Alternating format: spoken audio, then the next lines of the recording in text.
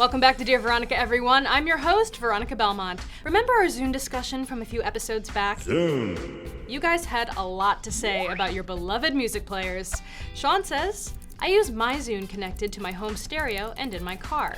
I recently purchased a new Ford Edge, and Ford Sync easily indexes the device, and I can use voice commands to control it. And Chris adds, our classic brown Zune, yes, brown Zune forever, now lives in our travel trailer. The trailer's audio system has an aux-in jack, so we have our music library on a device that is non-critical if the batteries run down. Awesome, thanks guys. Glad to know the Zune has found some life after death.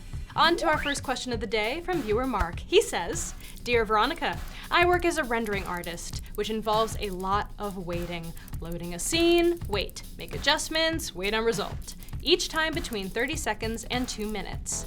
I don't want to just blankly stare at the screen like watching a 90s screensaver, but find that switching over to Facebook or 9gag gets my mind too far away and I lose focus. Is there an in-between? Mark. My initial thought was to watch Vines on your phone since they're only a few seconds long. They're not too involved and you can just watch a couple until your rendering is finished.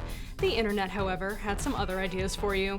At Fillers says push-ups, which would certainly be a healthy alternative. Many games were mentioned, including Minesweeper from the Echo Scope or Crossy Road from Tom D. However, I think that might suck you in a little bit too much as well.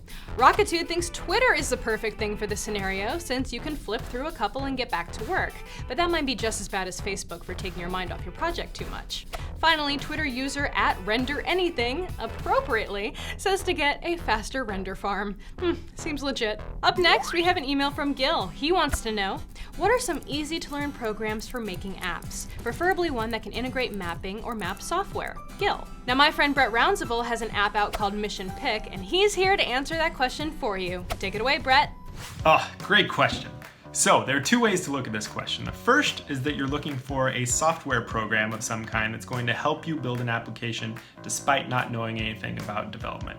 So if that's the case, there are a couple of great solutions out there. The first is called Como.com and the second is AppyPie.com. They're both web-based solutions. You can do it in your browser. You can drag and drop pieces of application and build your own app. Now, the problem with these, and the problem with many others like them, are twofold. The first is that they're subscription models. So as long as your app lives in an app store, you're gonna end up giving these guys a monthly fee. The second downside is that they're mostly geared towards businesses. So if you're building this app for your own personal small business, these are fine solutions, great. But the second and more exciting way to think about this question is that you're actually looking for a program that's going to help you learn how to become an app developer. And if that's the case, then I get to be the guy that tells you that you don't need college anymore. It's a brave new world. All of this information lives online and you can find it at any one of a dozen different websites. In fact, I highly recommend udemy.com. There's even a course there by the instructor named Rob Percival. It's a complete iOS developers course and it'll run you through how to build any one of a dozen different applications. And furthermore, once you've made it through that course, you've learned everything you need to learn and you get to call yourself a really for real app developer.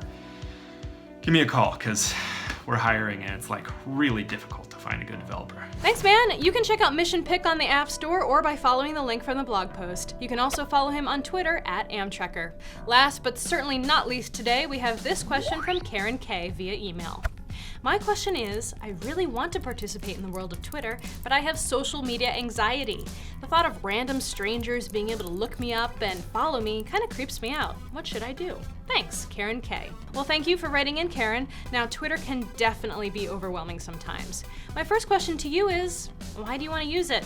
While many people have a Twitter account for fun, there's no hard and fast rule that says you must have one. Now, you can also have a private Twitter account, which means that people would have to request permission to follow you.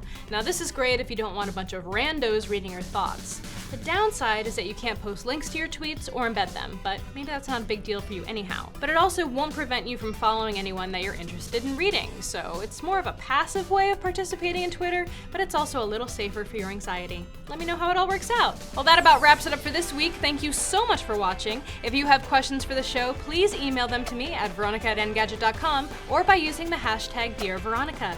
And hey, we're also available on iTunes. Leave us a review if you enjoy the show. I'll see you next time. Breathe. Now it's on, Brett.